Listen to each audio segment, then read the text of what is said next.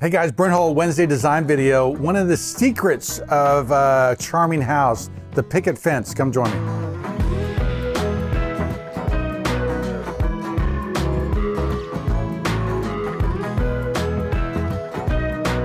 Okay guys, fences, picket fences. I'm talking about my daughter's house. I'm sharing this thing. This is the architectural portfolio. It's from November 1930. A portfolio of fences in wood, okay? And what this is hopefully showing and demonstrating clearly is that historic fences and fences in general can be definitive, they can tell a story, and they are awesome when done properly, okay? So as you guys know, I'm helping my daughters in Nashville, and I'm helping them with their fence, trying to lay out their house.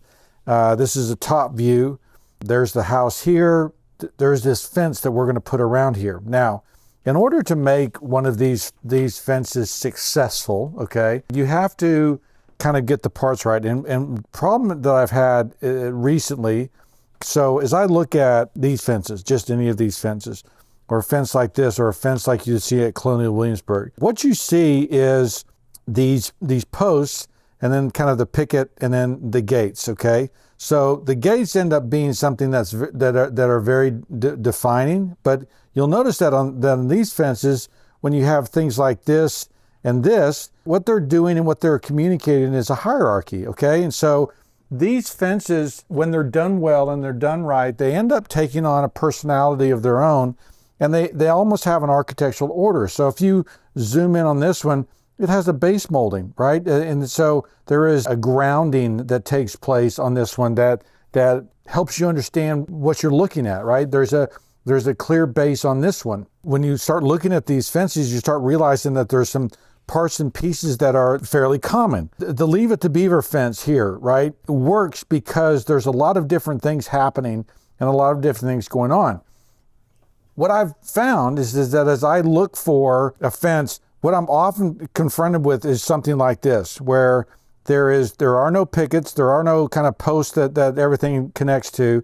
The gates looks like the fence, and it's just kind of this run of things. This too would be something that looks cheap in my mind. So how do you communicate with the fence? How do you get good parts and pieces? How do you build in this style? Now, the reason I'm asking this is because I'm thinking of my daughter's house, a very simple 1940s house that the girls have bought, and they are trying to infuse character. So if we look at this house, what I'm basically doing is I'm taking a very simple fence type that we found at Colonial Williamsburg. I'm putting in a very interesting gate, and it's helping define this property. And because it's part of that tradition, it should look good. Now, as you'll notice from the top down, that there's the brick, walkway that's right here. Kind of, you can't see that very well, but it's right there. There's a concrete pad that goes down. Here's the street up here. And so what I'm going to do is I'm going to create a little entry area. I'm going to create an arrival point, okay, that's happening right here with the fence, with the posts, and with this wall. Now, the parts and pieces that we're using are actually fairly simple, okay?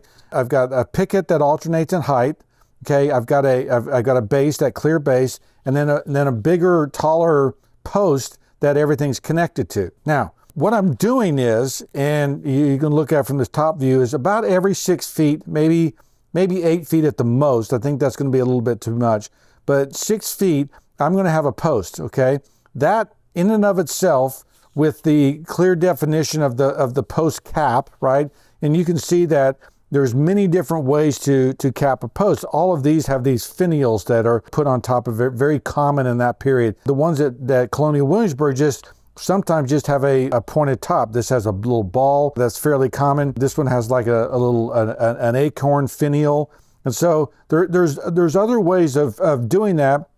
This one is much more like what we're going to do, where we just have a simple top, or this one has just a simple cap, because I really don't want it to collect rainwater. So anyway, you're seeing the variety of different posts and things that are going on. You could even do turn posts like this one here. So if you go to Salem and you look at some of the fences on those historic houses, they have this kind of almost high-end millwork kind of woodwork that's taking place on these things that are supporting a very expansive gate. But the magic and the opportunity with some of these fences is important, and I think contributory. And so I think that when done properly, it'll really remake this house and really remake how this house feels. And so for what I'm considering is going to be $3,000 to $5,000, depending on who does it, could be less than that if we do it, if me and my daughters and their boyfriends do it, because the cost in this thing, I'm thinking is $1,500 to $2,000, and then we have the labor to install it. So now that gets into really the trick of this thing, because the success of this picket fence is not only having a hierarchy, okay, where you've got these bigger posts and then these smaller pickets, but it's also the organization, size, and everything else. You'll notice over here, I've got the height of this picket being 42 inches. And what is going to make this fence survive and last? What is going to make it something so that it's not rotten out in 2 years and kind of falling apart? The rise of the plastic fence that you see in neighborhoods and things these days is because people don't want to have maintenance, but they end up with something that gets cracked and brittle, and it's plastic. It's you know, enough said, it's plastic. And so what we want to do is do something timeless. And so what I'm showing here is what all these parts and pieces do. That in order to make this base, basically I'm going to have a 1x4 in the front and a 1x6 in the back. And then I'm going to have a 1x2 picket. That picket's basically 3/4 of an inch thick, 2 inches wide, maybe 1.5 inches wide, and it's just a little pointed top, okay? And you can do all kinds of different little picket designs and things like that. But you'll see how simple this is. And a 1x3 here. Now, you can go to Home Depot and do it with pressure-treated lumber. I probably would recommend that at a minimum. You could go high-end and do this all in a Koya, okay? You could go high, you could, do it in sapele or something that's going to last a long time. Problem is the cost of material goes really high. Cedar parts and pieces also aren't too expensive. And so, there are woods. Point is, I don't want you to just go out and buy some white pine or buy some non-treated or woods that don't last very long, because your fence is going to fall apart.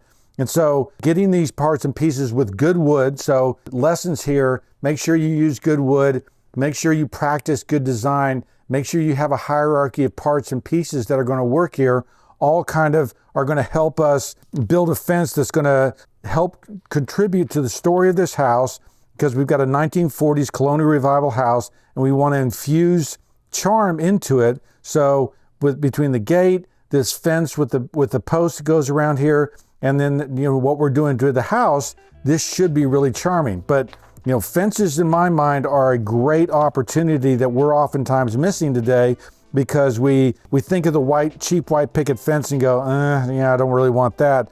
But when you see the magic of it this way, you go, you know what? There's actually really good opportunity there. That's what this is about. Let me know what you guys think. I'm Brent Hull. Thanks for watching.